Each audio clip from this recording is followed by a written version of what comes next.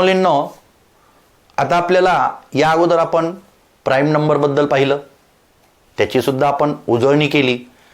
त्याचप्रमाणे आता आपल्याला जे बघायचं आहे HCF आणि LCMच्या दृष्टिकोनातून, ते म्हणजे हा भाग की factorising a number into its prime factor, म्हणजे संख्येचे मूळ अवयवात आपल्याला रूपांतर करायचं आहे.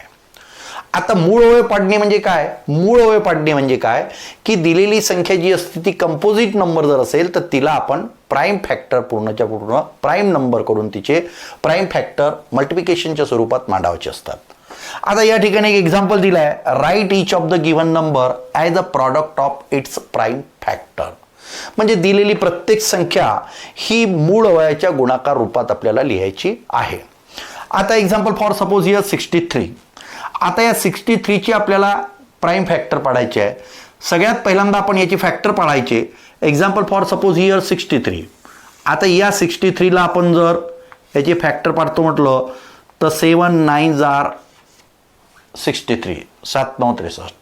And here 7 is a prime number and 9 is a composite number. म्हणून या ठिकाणी आपण हा 7 जसाच्या तसा लिहिला. या ठिकाणी 9चे पुन्हा आपण फॅक्टर पाडले.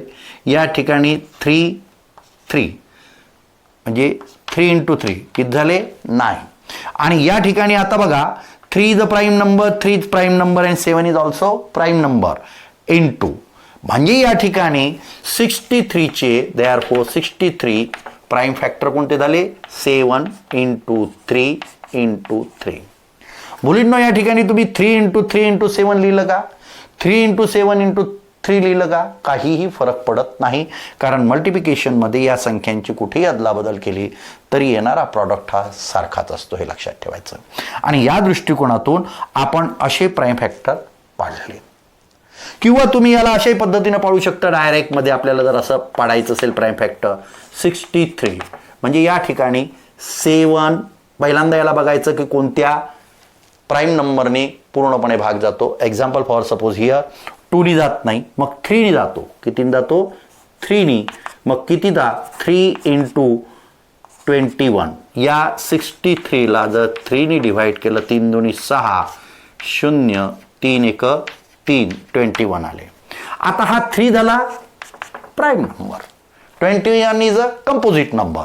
मग आता 21 कंपोजिट नंबर मध्ये कोणते प्राईम नंबर आहे? मग याला 3नीच पुन्हा 3 7s are 21 पाहता 3 7 21. 7 is prime number, 3 is prime number and 3 is also prime number. याही पद्धतीनं केलं तरीही चालतं, हे लक्षात ठेवायचं मुलींनो. आणि आणखीन याच्यामध्ये आणखीन एक पद्धत आहे, त्याही पद्धतीनं तुम्हाला मी सांगतो. 63 लिहिलं आपण.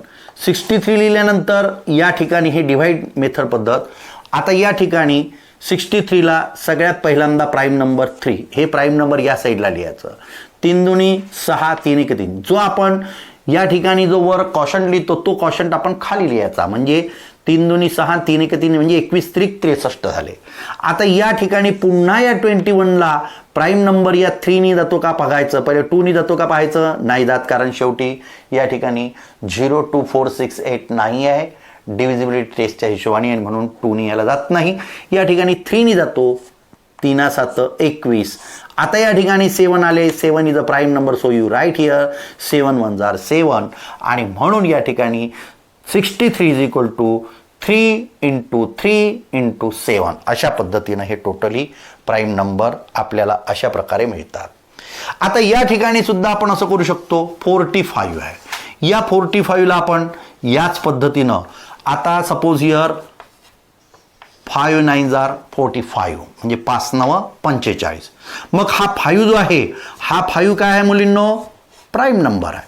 तुम्ही हा जसाच्या तसा या ठिकाणी लिहिला, परंतु 9 मात्र हा प्राईम नंबर नाही. या 9चे पुन्हा प्राईम फॅक्टर पडतात. तर या ठिकाणी आपण पाडले, कारण 9 इज अ कंपोजिट नंबर. इथं 3 3 9, इथं मल्टिप्लाय, इथं multiply. Therefore prime factor of 45 is equal to 5 × 3 × 3 × 3 या पद्धतीनं आपण असे काढू शकतो. आता नेहमी अशा पद्धतीनं हे आपल्याला समजासाठी केलेलं आहे, परंतु याला प्राईम फॅक्टर पाडताना एक लक्षात ठेवायचं, आपण ऑर मध्ये हे सरळ 45 इज इक्वल टू मग 5 न 45. मग हा प्राईम नंबर जसाच्या तसा लिहिला आपण. त्याच्यानंतर हा कंपोजिट नंबर आहे, याच्यातला प्राईम नंबर काढून पुन्हा बघायचं. 3 त्रिक 9 आणि हे दोन्ही पण 3 हे प्राईम नंबर आहे. म्हणजे या ठिकाणी देअरफॉर 45 चे जे प्राईम फॅक्टर आहे 5 × 3 × 3 हे लक्षात ठेवायचं. मुलींनो, या पद्धतीनं आपण प्राईम फॅक्टर दिलेल्या संख्येचे पाडू शकतो. या ठिकाणी 20 दिलेलं आहे. आता या ठिकाणी आपण 20 डायरेक्टही करू शकतो. या ठिकाणी बेद आहे 20 आणि मग 2 लिहिले. या कंपोजिट नंबरचे 2 पंच 10 म्हणजेच देअरफॉर 20 फॅक्टर ऑफ 20 किंवा प्राईम फॅक्टर ऑफ 20 जर म्हटलं तर या ठिकाणी येईल 2 × 2 × 5. यालाच आपण डिव्हिजन मेथडने सुद्धा करू शकतो. 20 या ठिकाणी बेद आहे 20, या ठिकाणी 2 पंच 10 आणि 5 1 5 आणि therefore prime factor of 20 is equal to 2 × 2 × 5. या दोनपैकी कोणत्याही मेथडने आपण दिलेल्या संख्येचे प्राईम फॅक्टर काढू शकतो. हे सगळा भाग आपण का शिकतो आहे?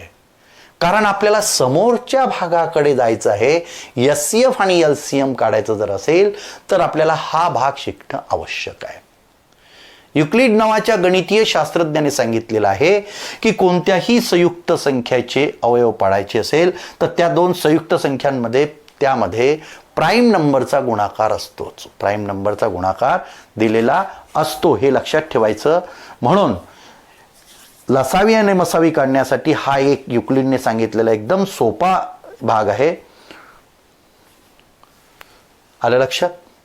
अशा पद्धतीनं हा भाग तुम्ही समजून घेतलाच आहे आणि याच भागावर आधारित पुढचा भाग आपल्याला शिकायचा आहे. आपल्याला प्राईम फॅक्टर पाडणे हे जर आलं, कारण हे प्राईम फॅक्टर पाडणे हा काही नवीन भाग नाही म्हणून हा आपण 6व्या वर्गात पूर्णपणे शिकलो आहे.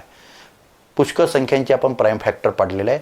आता तोच भाग आपल्याला या ठिकाणी HCF आणि LCM शिकताना आपल्याला त्याचा उपयोग सुद्धा करायचा आहे. कळलं? ठीक आहे. याच्यानंतरचा HCF आणि LCM भाग हा आपण नंतर घेऊ. Okay, thanks.